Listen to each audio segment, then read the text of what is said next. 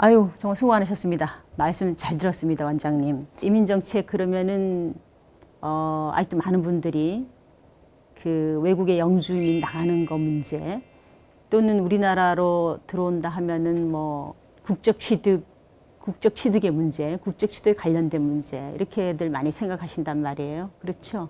그 국적을 주는 문제는 사실은 제가 앞에서도 말씀드렸던 것처럼 상당한 시간이 필요한 거죠. 그러니까 처음부터 국적을 주고 아니면 국적까지는 아니더라도 영주권을 주고 우리 모셔오는 분들은 정말로 우수한 분들.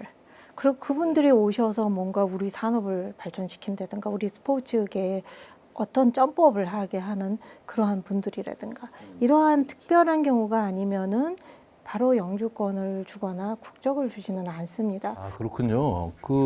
그러면 지금 그 지구촌 시대라고 얘기를 보통 하는데 전 세계적으로 그러면은 이런 한시적인 이민자까지 포함해서 이민자 수가 한 어느 정도 규모 된다고 보시나요? 전 세계에서 보면은 2억 4,400만 명이라고 얘기를 하거든요. 이주 인구가. 그런데 비율로 보면은 3.3%로 얘기를 하고요.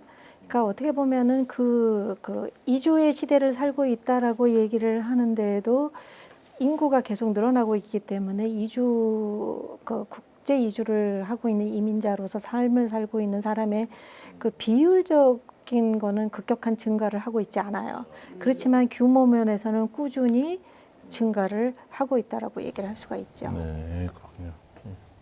그렇게 이제 국제적으로 이민자 수가 늘어나고 있는데 저희 이제 관심은 아무래도 저출산 현상이 심각해지면서 유럽 같은 경우도 이민이 더 늘지 않았겠느냐 뭐 이런 추측을 해보는데요. 그 이민 정책의 유럽의 경향과 우리하고는 어떻습니까? 대부분 이제 유럽의 국가들이 그러니까 소위 말하는 OECD 국가이고 선진 국가이잖아요. 그리고 산업 구조도 상당히 고도화되어져 있고 그러면서 또한 그 불용화 문제를 겪고 있는 거예요. 이제 대표적인 예가 독일이죠. 그리고 이제 영국이라든가 뭐 이러한 이태리라든가 스페인이라든가 이런 모든 나라들이 이민자를 이제 활용하는데 두 유형이 있어요.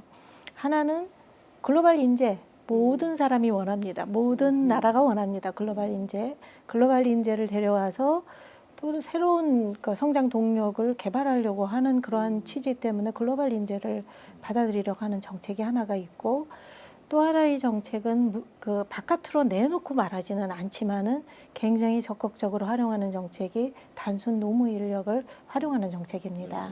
근데 유럽 연합의 경우에는 우선은 내부적으로 예를 들어서 처음에 독일이나 프랑스, 영국으로 가는 사람들은 EU 내에서도 스페인이나 이태리 사람들이 거기가 경제가 어려워지면 그쪽으로 가기를 원해요.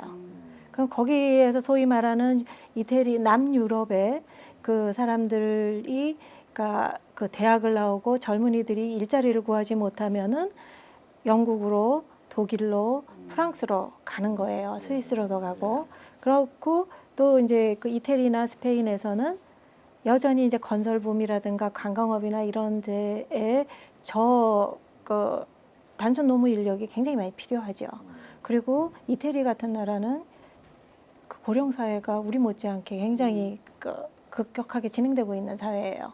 그렇기 때문에 가사 도우미나 또 그러니까 돌봄 노동을 하는 그것에서 외국 인력 수요가 굉장히 많은 나라예요. 그래서 어떻게 보면은 단순 노무 인력을 활용하는 축이 하나, 그 다음에 글로벌 인재를 유치하려고 하는 것. 그러니까 그 두 가지가 큰 축으로 볼 수가 있어요. 그런 부분은 유럽연합의 정책이나 우리의 정책이 같아요.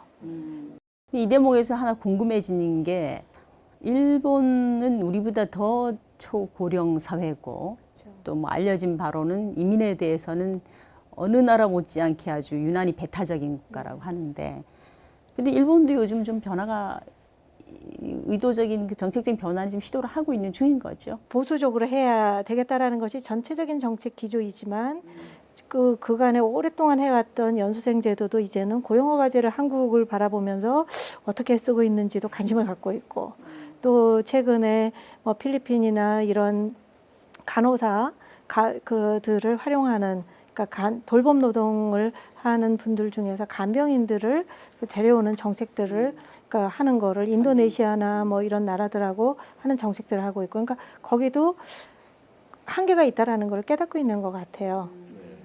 예, 이제 좀 국내 사정을 한번 좀 살펴볼까 하는데요. 예, 그 오늘 마침 최영일 그 김포 외국인 지원센터, 외국인 주민 지원센터입니까? 네, 맞습니다. 예, 거기 센터장을 맡고 계시는 최영일 센터장님 오셨는데, 일단 그 센터 소개 좀 한번 좀 해주시죠. 예. 김포시 외국인 그 노동자들이 많고 이주민들이 많기 때문에 김포시에서 거주 외국인 지원 조례를 만들어서 그 외국인 주민 지원센터를 설립했고요. 2012년에 설립해서 지금 현재 주로 이제 외국인 노동자 교육, 한국어 교육이 비롯 다양한 교육이 있습니다. 그리고 다수자 교육, 뭐 인식 개선이라든지, 그리고 노동 상담을 비롯해 다양한 이주민 상담들, 그 문화 축제라든지 문화 교육, 그리고 이제 복지 서비스를 제공하고 있습니다. 예, 김포에는 그 외국인 수가 얼마나 되고 또 그분들은 좀 연령대나 혹은 직업이나 어떤 뭐 특성이나 뭐 이런 게 있을 것 같은데요.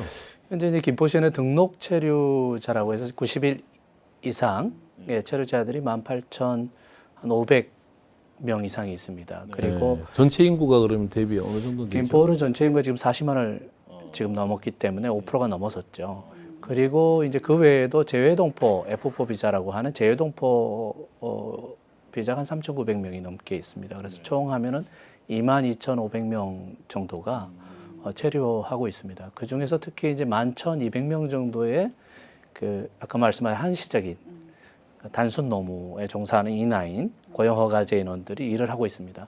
왜냐하면 대부분 김포 지역의 제조업체가 8,000개 이상이 있기 때문에 그 열악한 제조업체지만 그곳에서 일을 대부분 하고 있고, 나머지는 이제 결혼 이민자가 한 1,000여 명, 그 외 유학생 뭐 이런 분들이 체류하고 있습니다.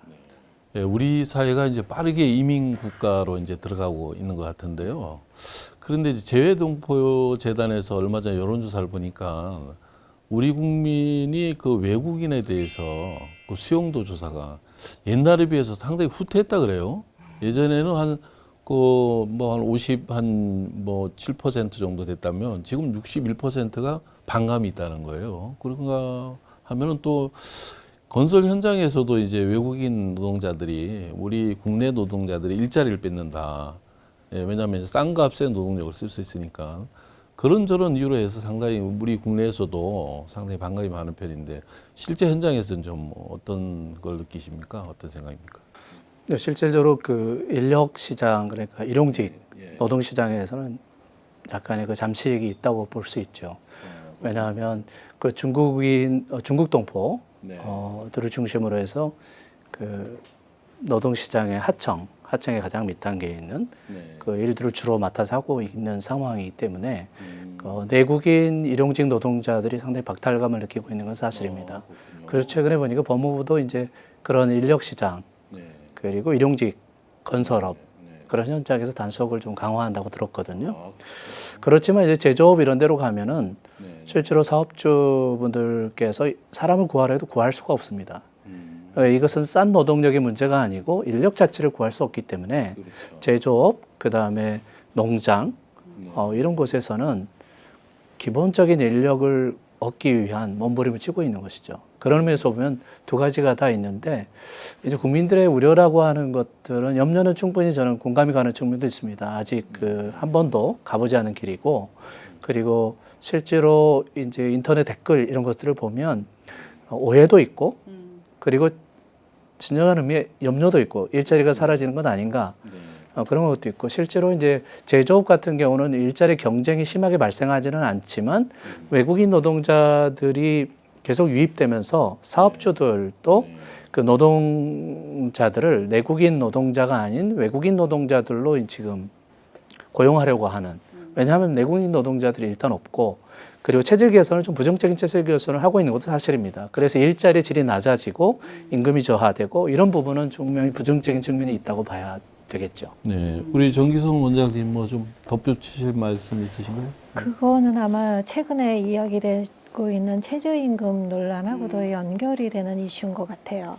사실은 그러니까 전 세계 그 이민자를 활용하고 있는 모든 나라에서 굉장히 강조하는 거가 뭐냐면 동일 노동, 동일 임금의 원칙입니다.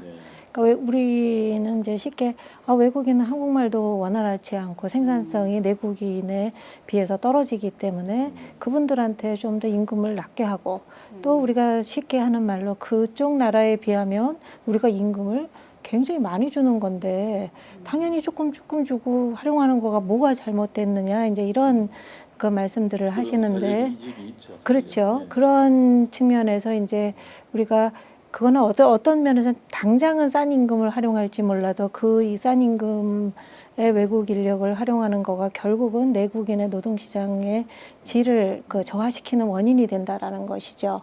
그래서 그런 부분에 있어서 외국 인력을 활용하더라도 동일 노동, 동일 임금의 원칙을 철저히 준수해야 되는 것이고 또 어떤 부분에 있어서도 일자리에 있어서는 외국 인력을 이렇게 단순 노무 외국 인력의 경우에는 보완적 일자리로서 활용을 하도록 이제 그것 때문에 더욱더 이제 뭐 직종별로 세분화해서 분석이 돼야 되고 그 수요도 계속 인력이 부족하다고 주장하는 기업의 이야기만 들을 것이 아니라 전체적인 흐름 속에서 분석 속에서 체계적으로 그러니까 그 인력을 수급해야 된다 이렇게 볼 수가 있는 거죠.